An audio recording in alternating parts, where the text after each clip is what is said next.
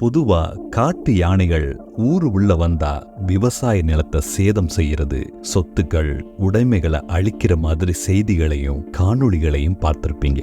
ஆனா இங்க சில யானைகள் சாலையில போற வண்டிகள் கிட்ட வரி வசூலிக்குதுங்க. சொல்லுறேன் கேளுங்க. தாய்லாந்து நாடு யானைகளுக்கு ரொம்ப பிரபலமானது.